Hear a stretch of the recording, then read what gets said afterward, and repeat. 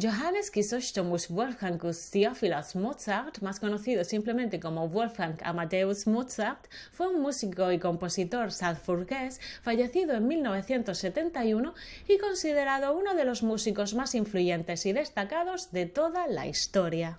También fue pianista, violinista, profesor de música, organista y director de orquesta. La obra mozartiana abarca todos los géneros musicales de su época e incluye más de 600 creaciones, reconocidas como obras maestras de la música sinfónica, logrando una popularidad y difusión internacional.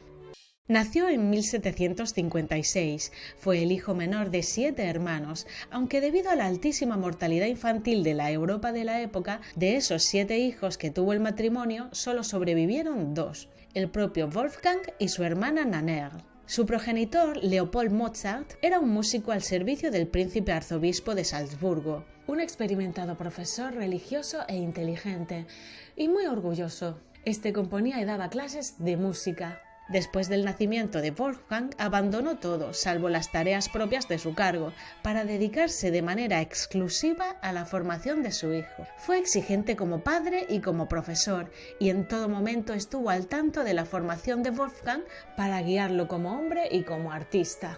Él le enseñó música, así como el resto de asignaturas académicas. Nannerl y Wolfgang mostraron desde muy pequeños facultades para la música. Wolfgang con 2 años y medio miraba fascinado a su hermana y con 4 años comenzó a recibir clases de piano con su padre, en principio como un juego. El niño mostró una capacidad prodigiosa en el dominio de algunos instrumentos. Su primera composición impresa y sus esfuerzos precoces con el violín fueron por iniciativa propia y su padre se vio fuertemente sorprendido. A los 3 años ya interpretaba piezas de piano. Su padre cree que los dones musicales de su hijo eran un milagro divino, que él como padre tenía la obligación de cultivar. Existen evidencias de que Wolfgang trabajaba duramente para avanzar más allá de lo que le enseñaban. A los 4 años tocaba el clavicordio y a los 5 ya componía pequeñas obras de considerable dificultad. A los 6 tocaba con destreza el clavecín y el violín. Podía leer música a primera vista, tenía una memoria prodigiosa y hacía gala de una extraordinaria capacidad para la improvisación y la lectura de partituras. Según los primeros biógrafos de Wolfgang, su padre quiso compartir con el mundo el milagroso talento de su hijo. Por ello, cuando el niño iba a cumplir 6 años de edad, su padre decidió exhibir las dotes musicales de sus hijos ante las principales cortes de Europa.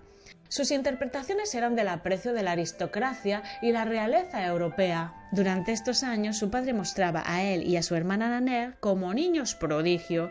Muchos no se creían que pudiera ser un niño, pensando que quizás se trataba de un enano. El pequeño Wolfgang causaba sensación en cada concierto, aunque el dinero recolectado en los viajes no fue tanto como los elogios recibidos. La música de Mozart se publicó cuando solamente tenía 7 años, momento en que ya era reconocido como un experto violinista. Con 8 años compuso su primera melodía y a los 9 su primer oratorio. La primera ópera, la Finta Semplice, la escribió con 14 años. Padre e hijo tenían una relación muy estrecha y estos logros de niñez hicieron llorar de alegría a Leopold más de una vez. En 1763 iniciaron una larga gira de conciertos que duró 3 años y medio, en la que la familia se desplazó a las cortes de Múnich, Mannheim, París, Londres, La Haya, entre otras, cosechando grandes éxitos. Durante este viaje, Wolfgang conoció un gran número de músicos y las obras de otros compositores, en particular a Johann Christian Bach, el cual fue una influencia importante para el joven compositor. En Viena fueron llamados al palacio por la madre del emperador, María Teresa, quien quedó encantada con el niño hasta el punto de que incluso lo sentó en su regazo y lo besó. A menudo durante estos viajes padecieron enfermedades, tanto padre como hijos, algunas casi mortales. Mozart sufrió varios ataques crónicos de fiebre reumática. En realidad tuvo problemas de salud durante toda su vida, sufriendo por épocas la viruela, amigdalitis, tifus, bronquitis, neumonía o reumatismo. La familia regresó a Salzburgo y al año Leopold y Wolfgang viajaron solos a Italia. Estos viajes duraron 2 años y, al igual que los primeros, tenían como objetivo mostrar las capacidades del joven como intérprete y como compositor, quien maduraba rápidamente. Mozart fue aceptado como miembro de la Academia Filarmónica de Bolonia, considerada el centro de erudición musical de la época. Esto lo consiguió sin necesidad de cumplir los 20 años que se exigía para entrar. En una ocasión, en Roma, escuchó el Miserere de Gregorio Allegri en la Capilla Sixtina, una obra de carácter secreto, la cual se prohibía representar en otro lugar que no fuera allí. Sin embargo, apenas llegado a la posada donde se alojaba, Mozart reprodujo de memoria una versión muy aproximada de la partitura completa. El Papa Clemente XIV, admirado del talento del joven de 14 años, no solo no lo excomulgó, sino que lo nombró caballero de la Orden de la Espuela de Oro. Cada representación del joven Wolfgang era una exhibición de su virtuosismo con el clavecín y el violín. Se cuenta que ya en esta época podía tocar el teclado con los ojos vendados. Su padre esperaba que estas visitas consiguieran una contratación profesional para su hijo en Italia, pero sus esperanzas nunca se cumplieron. De modo que Mozart y su padre volvieron definitivamente a Salzburgo. Allí Mozart era el hijo predilecto de la ciudad. Tenía muchos amigos y admiradores, y tuvo la oportunidad de trabajar en numerosos géneros musicales. A pesar de estos éxitos, Mozart estaba cada vez más descontento, debido a su bajo salario, entre otras cosas. Leopold y Wolfgang realizaron 2 largas expediciones en busca de trabajo durante su larga estancia en Salzburgo. Mozart trabó relación con los miembros de la famosa orquesta de Mannheim, la mejor de Europa en esa época. También se enamoró de Aloysia Weber, una de las 4 hijas de la familia Weber, a la cual conoció durante una escala en Múnich. En Mannheim no encontraron empleo y se marcharon a París para continuar su búsqueda. Allí su suerte apenas mejoró. Su situación económica era delicada, incluso tuvieron que empeñar objetos de valor. El peor momento de su viaje fue cuando la madre de Mozart enfermó y falleció, probablemente por demorarse mucho en llamar a un médico por falta de fondos. A raíz de eso, Mozart se llegó a plantear si merecía la pena seguir viviendo. Con el apoyo de la nobleza de Salzburgo, consiguieron un trabajo como organista y primer violinista de la corte, pero Mozart era reacio a aceptarlo, ya que tenía esperanza de algún nombramiento fuera de Salzburgo.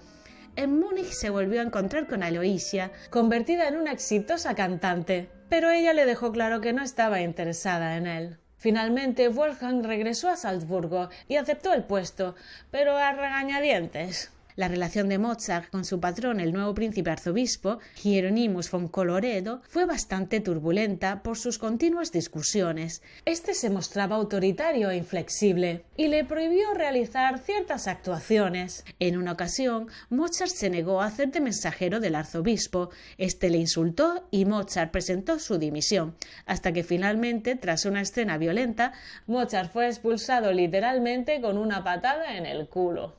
Su padre esperaba fervientemente que siguiera obediente a Colloredo en su vuelta a Salzburgo y le pidió a Mozart que se reconciliara con él, pero Mozart deseaba emprender una carrera independiente en Viena. Su nueva carrera en Viena tuvo un buen comienzo. Mozart se trasladó con la familia Weber, que se habían mudado allí.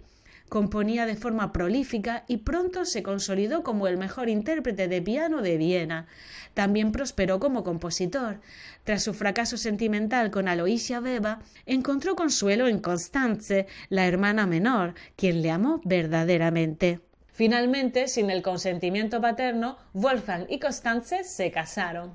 Deseaba demostrar a su familia que había sabido elegir, pero Leopold y Nannerl jamás terminarían de aceptar a Constanze. El matrimonio llegó a tener 6 hijos, de los cuales únicamente 2 sobrevivieron. Con las sustanciales ganancias de sus conciertos y otras actuaciones, el matrimonio Mozart adoptó un modo de vida más bien lujoso. Se trasladaron a un apartamento caro. Mozart también compró un excelente fortepiano, una mesa de billar y envió a su hijo a un internado caro. Además, contrataron sirvientes. Por lo tanto, con este modo de vida era imposible el ahorro, y el corto periodo de éxito financiero no hizo nada para amortiguar las dificultades que más tarde Mozart experimentaría.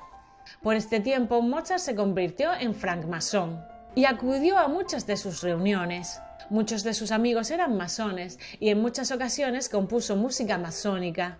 A la muerte de su padre, Mozart sufrió una gran aflicción, ya que su padre había sido su mejor consejero y amigo, con el que se carteaba con frecuencia. Hacia el final de la década de 1780 fue cuando la situación económica de Mozart empeoró. La ciudad de Viena iría perdiendo interés por la música de Mozart debido a la llegada de otros pianistas con una técnica mucho más robusta, ideales para pianos de construcción inglesa. Sus conciertos comenzaron a perder audiencia. Dejó de aparecer frecuentemente en conciertos públicos, por lo que sus ingresos empezaron a fluctuar. Añadido a esto, se dice que el dinero que ganaba se lo gastaba en mujeres o en apuestas, que tenía una o varias amantes y quizá éstas dejaron mella en sus finanzas, aunque todo esto no está demostrado, ya que cuando estaba separado de su mujer, sí se sabe que le escribía dulces cartas de amor en las que decía cosas como «me siento vacío sin ti» o «siento una sed que no puedo satisfacer». En 1788, con 32 años, Mozart y su familia se trasladaron desde el centro de Viena a un alojamiento más barato en un barrio periférico. Mozart comenzó a pedir prestado dinero a un amigo de la misma logia masónica, cada vez más frecuentemente. El último año de vida de Mozart fue de gran productividad. Realizó numerosas composiciones, incluyendo algunos de sus trabajos más admirados. En 1790, a un año de morir, su situación financiera fue una fuente de ansiedad extrema. Fue en torno a julio de 1791 cuando un mensajero de parte de un pianista anónimo le ofreció una comisión por el encargo de la composición de un requiem. El hombre que se lo encargó supuestamente fue el conde von Walsegg, a través de un intermediario. La idea era que el requiem fuera para su difunta esposa, el cual se interpretaría todos los años en honor al aniversario de su luto. Debía mantener este encargo en secreto, porque este mecenas quería poder decir que él había compuesto la pieza. Mozart aceptó el encargo, pero a los pocos meses pensó que había algo sobrenatural en aquello. A partir de aquí su economía comenzó a mejorar. No tuvo que volver a pedir dinero prestado y empezó a hacer frente al pago de sus deudas. Sin embargo, ese mismo otoño, tras el estreno de La flauta mágica, Mozart enfermó repentinamente. Comenzó a sentirse enfermo durante su estancia en Praga. Al mes siguiente su salud empeoró. Caminaba con su esposa por el Prater cuando de pronto se sentó en un banco y muy agitado comentó a Constanze que sentía que alguien lo había envenenado. Al siguiente mes la enfermedad se intensificó, viéndose obligado a guardar reposo absoluto debido a un cuadro de vómitos acompañados de fuertes dolores e hinchazón. Aún así, Mozart continuó trabajando en el requiem tanto como pudo. La fiebre que presentaba el compositor era tan alta que el doctor Closet, el médico que lo atendió, recurrió a compresas muy frías, algo que le hizo perder el conocimiento y no volvería a recuperarlo nunca más. Una hora después murió junto al doctor, Constanze y la hermana de esta. A Mozart no se le realizó la correspondiente autopsia, su entierro fue de tercera categoría en una tumba comunitaria, sin lápida y con escasa afluencia de público. Únicamente algunos de sus colegas en vida, incluido Antonio Salieri, según un biógrafo. Las circunstancias de su temprana muerte a los 35 años han sido objeto de numerosas especulaciones. En el acta de defunción oficial constaba que falleció a causa de una hitzige Fieber, fiebre miliar aguda, una descripción demasiado inexacta que imposibilita identificar la causa. En base a ello, los investigadores concluyeron que Mozart podría haber fallecido de un síndrome nefrítico agudo, una complicación derivada de una infección epidémica por estreptococos. Su progenitor describió su nacimiento como un milagro de Dios, porque parecía demasiado pequeño y débil para sobrevivir. Era de complexión pequeña, muy delgado y de tez pálida, con abundante cabello algo fino y claro, del que estaba, por cierto, muy orgulloso. Tenía los ojos grandes e intensos. Se dice que su rostro estaba picado, quizá por una secuela de una viruela que sufrió en su niñez. Disfrutaba jugando al billar y con el baile, y tenía varios animales domésticos, un canario, un estornino, un perro y también un caballo para equitación lúdica.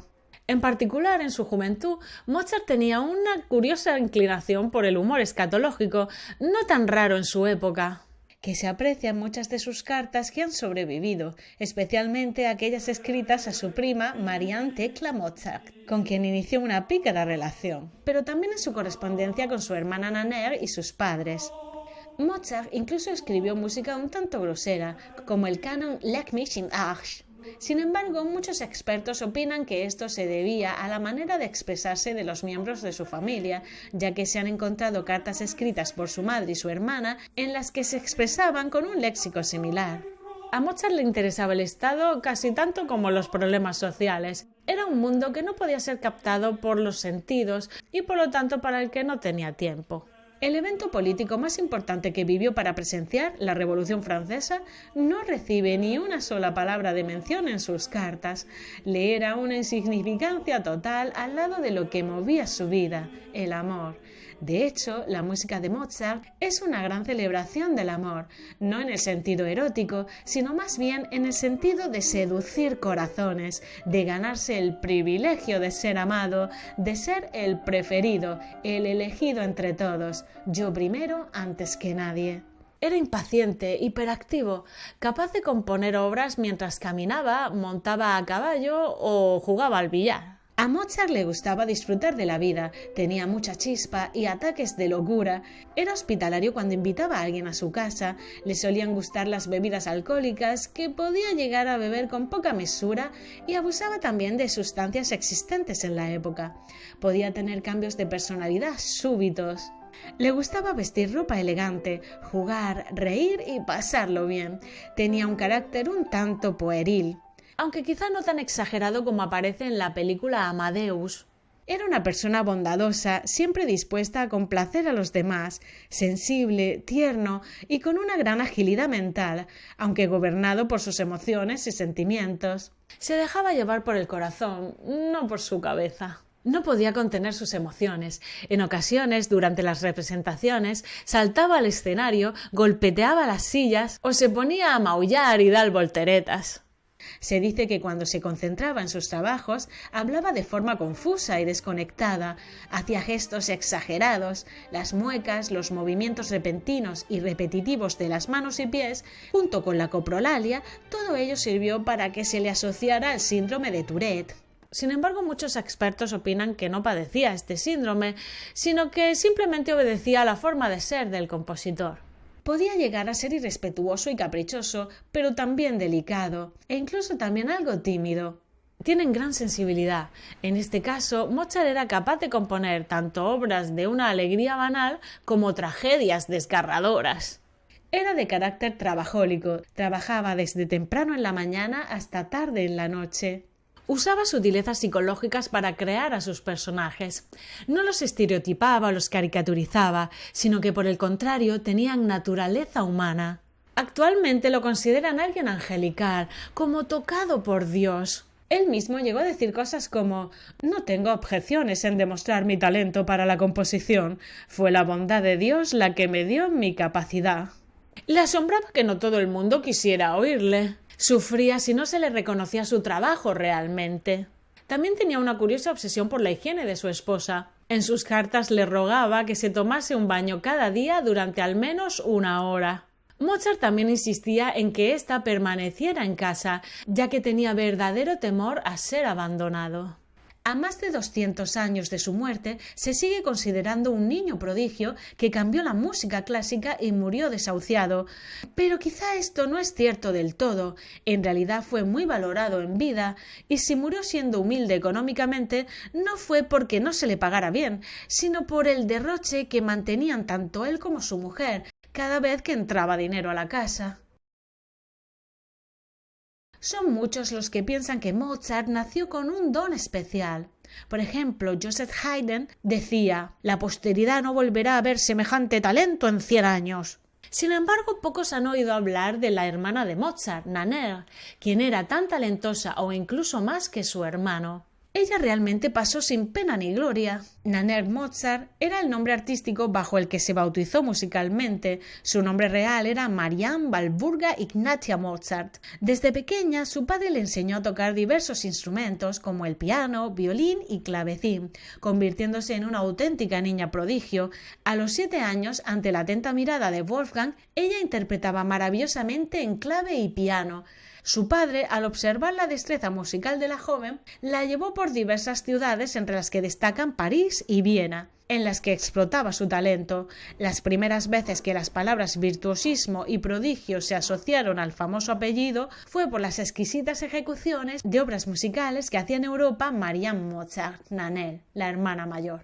Por lo que la primera en destacar musicalmente y visitar otras ciudades fue Nannerl, no Wolfgang. Existen reseñas de Nannerl como una niña de 11 años que tocaba las sonatas y los conciertos más difíciles de los grandes compositores en el clavicordio o el fortepiano, con un gusto impecable. La relación de los hermanos siempre fue muy buena. A sus clases se uniría pronto su hermano pequeño, compañero también de sus juegos, en los que crearon un mundo de fantasía y se hicieron inseparables. Las cortes de París y Viena fueron testigos de la genialidad de los dos hermanos por igual. Algunas reseñas dicen que era mejor que su hermanito y que él la idolatraba y aprendía de ella. De hecho, diversos estudios cuentan que cuando Wolfgang empezó a tocar el piano, su objetivo era llegar a ser tan bueno como su hermana. Según unas cartas que Wolfgang escribió a su hermana, él alababa sus obras. «Siento que nunca tendré el talento de mi hermana Nannerl para la composición». Es por ello que las primeras obras de Mozart, que a lo largo de los tiempos se han considerado escritas por él con tan solo 5 años, puedan no ser del todo ciertas y la autoría de ellas sea de su hermana.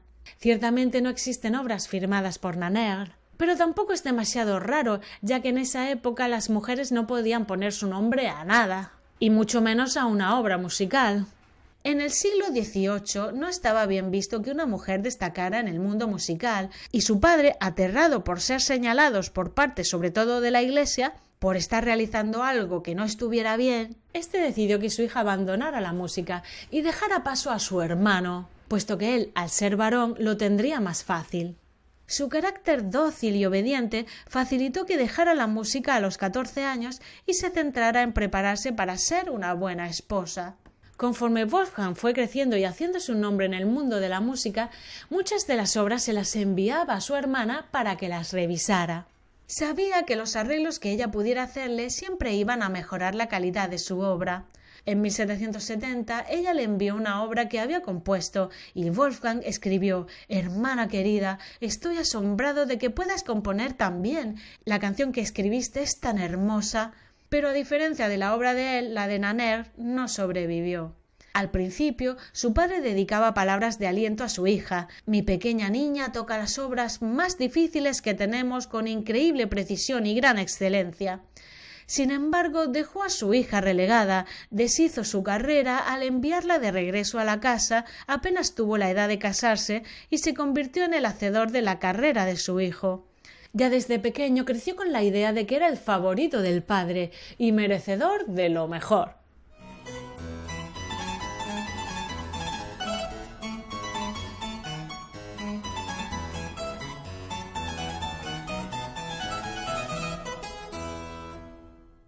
Él creció con la idea de ser un prodigio de la naturaleza y al que se le facilitó ser propulsado hacia ese reconocimiento.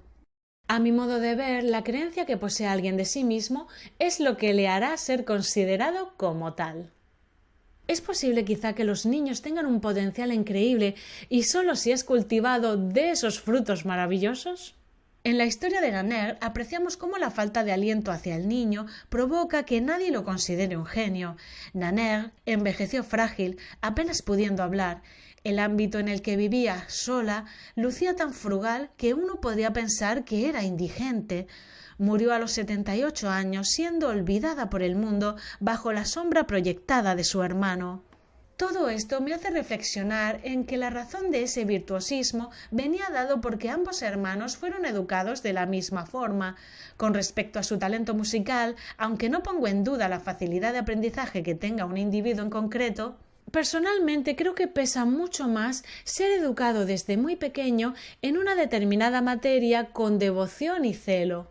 Lamentablemente, muchas personas no son conscientes de lo importante que es el nacimiento y la crianza del niño, especialmente en los 7 primeros años de vida, ya que estas experiencias condicionarán aquello en lo que se convertirá en el futuro.